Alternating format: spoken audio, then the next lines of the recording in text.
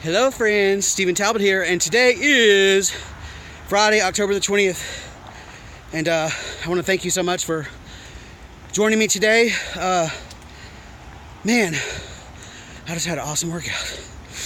I'm dancing all over the place, dancing fool.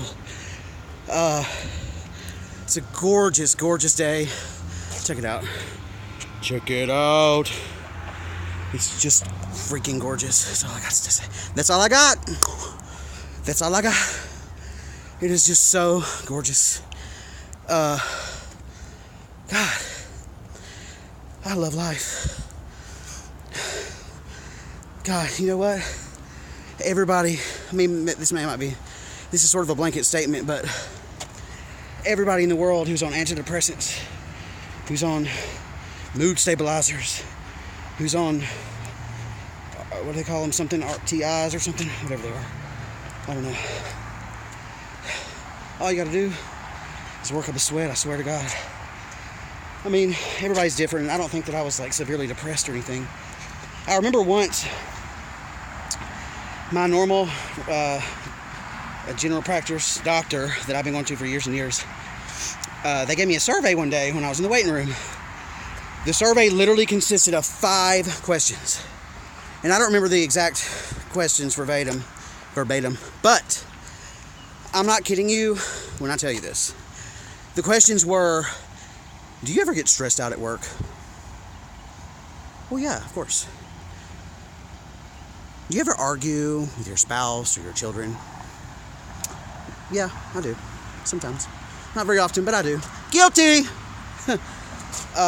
Some other questions were, do you ever feel overwhelmed by life? Do you ever feel like there's just too much pressure? And I answered yes to all these questions. It hadn't even dawned on me. You know, the whole pharmaceutical, big industry, pharmaceuticals. Basically, it was a survey, and looking back, I don't remember if this is fact or not, but I bet you money that there was a logo at the top of that survey page that said Prozac on it or something. Money. Bet you money! Because those doctors get paid to prescribe shit like that. Anyways, so I go in, regular routine checkup. I was not even that stressed, but I answer honestly about the questions, and this doctor prescribed me, it wasn't Prozac, it was, I can't remember, honestly. I think they eventually started prescribing it to quit smoking, but anyway, they prescribed it, and like, you know, in general, you trust your doctor, right? Now, what's interesting is the older that I've gotten, used to, I would think that like anybody that's all natural, we would call them quack doctors. You know, those aren't real doctors. Preventative doctors, quack. Quacking like a duck. But the older I get, I realize that it's sort of the opposite. It's the opposite of what it seems, you know. So now I'd be all about preventative and whole health and whole wellness, mind, spirit, body, soul, health, you know, all that's nutrition, spirituality, all that stuff. It's all what makes us up. And so I believe in like a holistic approach now.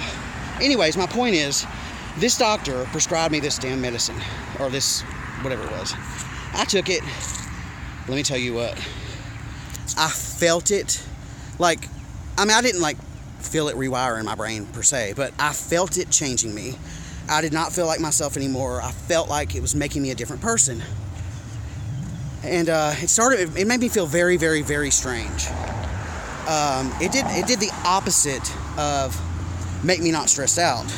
It made me like a damn walking zombie is what I felt like. I was just numb. And I was just sort of like, through the day. It's like,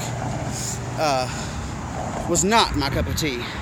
Now, the interesting part about it is that I called the nurse practitioner of my doctor, and I said, look, this shit ain't working out for me. And so I had Googled it, and I had discovered that you can't just cold turkey quit this stuff. You have to wean yourself off of it. So I'd already like done the research. So imagine my surprise when my doctor or the nurse practitioner doubled the dose and said, you just got to give more time.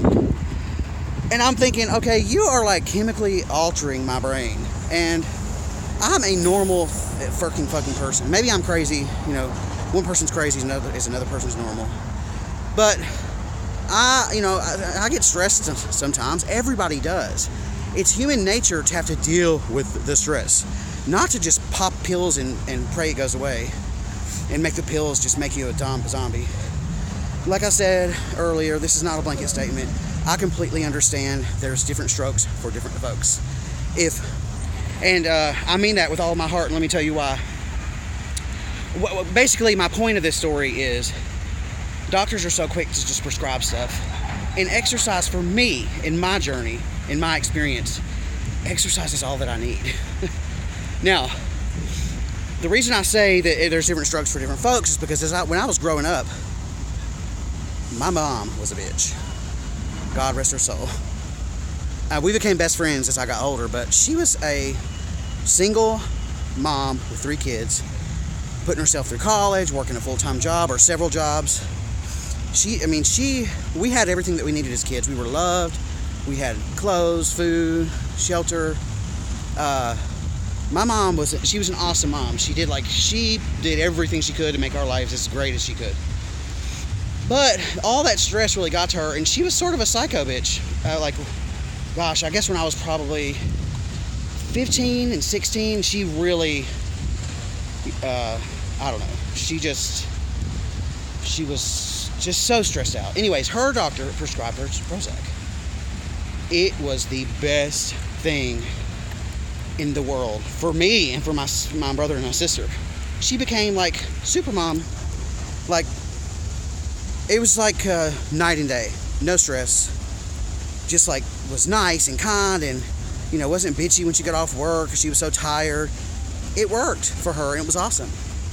And what's funny is that whenever she would run out of the Prozac, as kids, we could tell, and we would actually question her, and we'd say, "Mom, are you out of your Prozac?" And she did not like that. It's sort of like a catch-22. She knew that it made her better. She knew what feedback we had about the Prozac.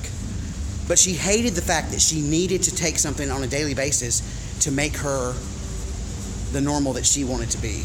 And so she'd be like, screw this, I'm not going to take it. So then she'd become a psycho bitch again. And we'd beg her. And the more we'd beg her, the more she resented the fact that she had to take this pill to be like super mom in our eyes. So then she'd get back on it, and she battled, we went back and forth all the time. So my point of that is to say, for some people, different strokes for different folks. For some people, it works. I get it. I really do. But the way these doctors, and there's so many documentaries about this, about big pharma and stuff, there's so many doctors that just literally throw pills at everything, and it's ridiculous. Just, why doesn't a doctor, I was overweight pretty much my entire life. My doctor never once, not once, multiple doctors, no one ever told me to eat right. No one ever told me to get on a freaking treadmill. Nothing. It's like they are reactive versus proactive. And I guess that's what funds their pockets. That's what funds the pharmaceutical companies' pockets. So, the lesson in today's video, my point is, did I just spit at you? Sorry. I'm gonna spit at you. My point is, gosh, it was so hard to finally get motivated and get up off the couch and start running and jogging and exercising and going out, being out and about in the world, being a part of the bigger community, meeting people, smiling. But God, it's changed my life in such a short amount of time. Way more and better than any pill could. So take that for what it's worth. I hope you guys have a freaking fantastic weekend. I'm going to Santa's Pub tonight, which is in Nashville. It's a karaoke bar with my friend Keeney, who you guys met yesterday. Check out our collab video. I hate when people use that. Collab. Totes, man. Anyways, check out our video we did together about the 5 top ways to keep your best friend. And with that, I'll bid you farewell. Please subscribe to my channel if you're not already subscribed. Hit the like button if you find this video thebomb.com. If you have any questions, comments, ideas, suggestions, or if you think I'm cute, leave it in the comments below. And until next time, enjoy yourself.